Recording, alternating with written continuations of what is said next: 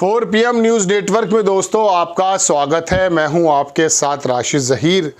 वाकई आपके सामने बहुत सारे विश्लेषण ये आ चुके हैं कि आखिरकार भारतीय जनता पार्टी हरियाणा में जीत कैसे गई। मुझ सहित बहुत सारे विश्लेषक ये बता रहे थे कि वहाँ कांग्रेस क्लीन स्वीप करने जा रही है। तो आखिरकार ऐसा क्या हुआ, बहुत सारे विश्लेषण आपके सामने आए।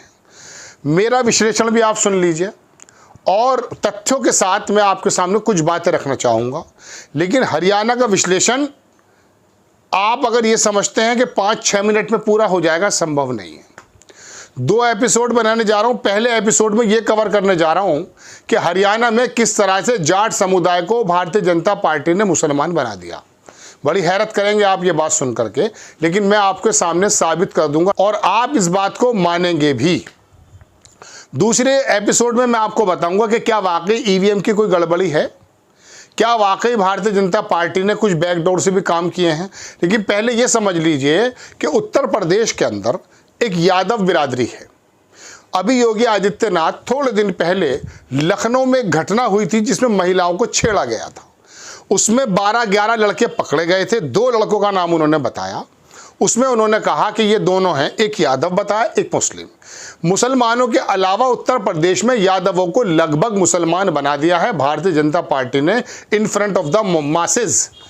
अपने अंधभक्तों के सामने ये बता दिया कि ये यादव भी और ये मुसलमान भी दोनों एक थाली के चट्टे बट्टे हैं और अक्सर इनकी अगर सरकार आती है तो गुंडागर्दी हो जाती। ये एक नरेशन चलाया जाता।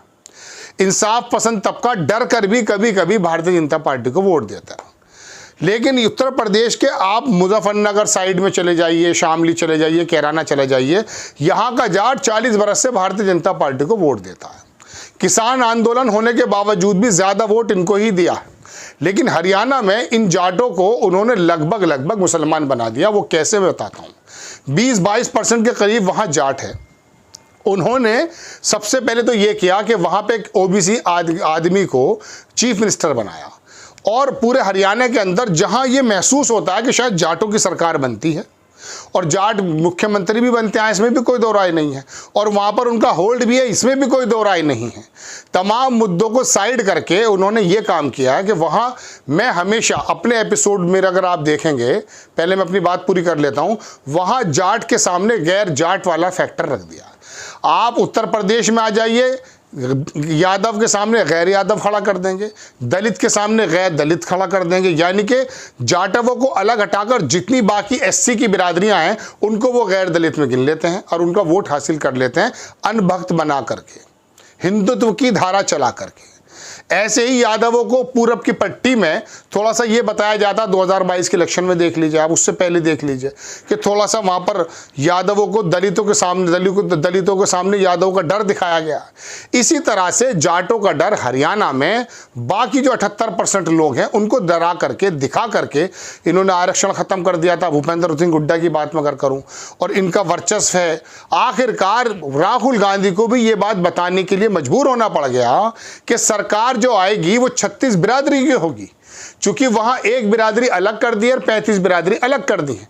गोया के हरियाणा में जाटों को मुसलमान बनाने की कोशिश की गई थी, यानी कि दिखाने की कोशिश की गई थी। अब जब ऐसा रोल आ जाता है तो आप देश के दूसरे हिस्से में भी जाएंगे, लेकिन पहले फिलहाल हरियाणा में रहें। वहाँ ये वाला एक नरेशन क्रिएट कर दिया गया जिसका फ़ायदा भारतीय जनता पार्टी को मिला है, इसमें कोई दो राय नहीं है। जो गैर जाट लोग हैं, जो ओबीसी लोग हैं, पंजाबी, पंडित, बनिया, ये तो सब तुम्हें मालूम है भारतीय जनता पार्टी को जाता ही है। लेकिन जो ओबीसी वोट हैं वो चीफ मिनिस्टर के चेहरे पर जाटों का डर दिखा करके एक तरह से लामबंद करने की कोशिश की गई।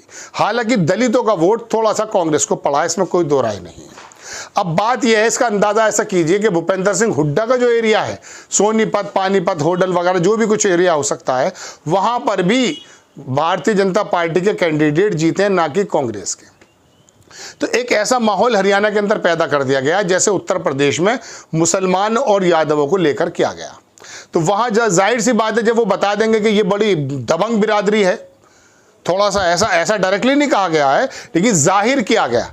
अब उस जाहिर करने से हुआ यह है कि हरियाणा का जो थोड़ा सा ऐसा तबका था जिसे आप ओबीसी कह सकते हैं, जो जाटों के थोड़ा सा मेंटली अगेंस्ट रह सकता है, उसको उन्होंने उबार दिया है और जाहिर सी बात है वो वोट बैंक मिल गया उनको। तो ये कोई बड़ी बात नहीं है। ऐसा ही क्या हुआ था 2022 में। मैं एक बार एक प्रोग्राम में बैठा था, इंग्लैंड के एक बंदा था, वो बोला कितने % वोट आ रही है। मैंने कहा 40% वोट आएगा समाजवादी पार्टी को 2022 के इलेक्शन में। बोले 40% पे तो सरकार बन जाएगी। मैंने कहा ये मुझे नहीं मालूम, लेकिन हो जाएगा। लेकिन 40% तो नहीं आया दोस्तों, चूंकि मैं तो नजूमी हूं नहीं, मैं तो बायोलॉजिकल हूं। 37% वोट जरूर मिला था अखिलेश यादव के गठबंधन को, तो 3% का ही मार्जिन रहा है। वजह उसके बावजूद भी भारतीय जनता पार्टी सरकार बनाने में सफल इसलिए हो गई थी क्योंकि उन्होंने वहां पर यादवों को और मुसलमानों को एक प्लेटफॉर्म पर रख दिया था।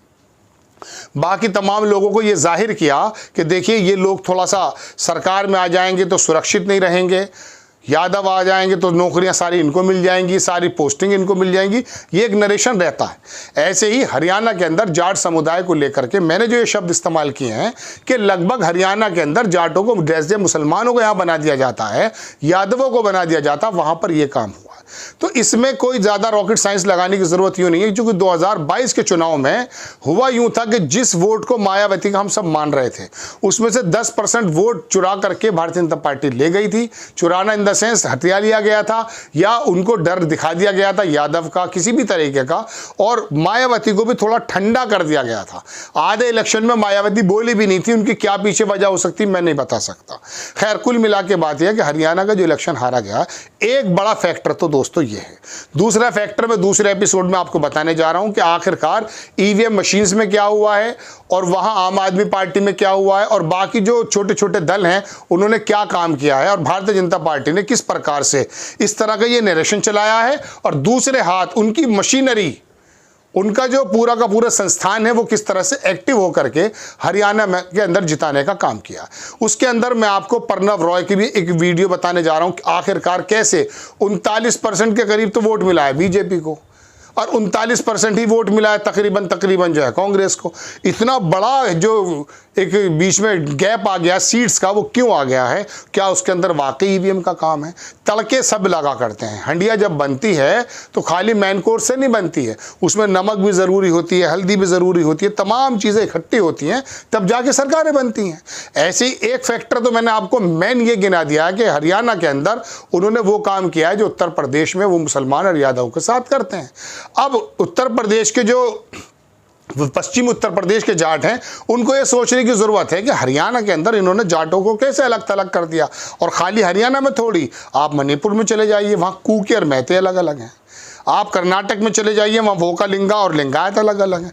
भारतीय जनता पार्टी जहाँ पर भी जाती है वहाँ पर वो डलहौजी वाली नीति तो इस्तेमाल करती है, इसमें तो कोई दो राय नहीं है। वो ये देख ली थी कि कौन सा वर्ग उत्पीड़ित है। नोटबंदी के दौरान भी आपको अगर याद होगा तो जिन लोगों के बैंक में पैसे नहीं थे वो खुश थे उस नोटबंदी से। क्यों? क्योंकि एक वर्ग को टीज़ हो रहा था, जिनके पास पैसा था वो बदल रहे थे, वही लोग मारे जा रहे थे लाइनों के अंदर। तो एक आम वर्ग जो गरीब तबका था वो इस बारे में खुश हो रहा था। ये नेचुरल बात है और ये बाकायदा होता भी है। भाई ट्रक का जो है ना एक्सीडेंट अगर स्कूटर से हो जाए तो ज़्यादातर संभावना ये बनती है कि ट्रक वाले को ही जिम्मेदार समझा जाता है।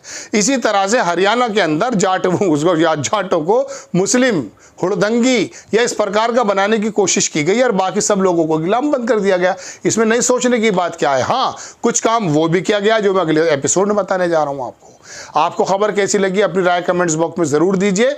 चैनल को सब्सक्राइब कीजिए, शेयर कीजिए। नेक्स्ट टाइम में किसी खबर के साथ हाजिर होता हूँ। जय हिंद।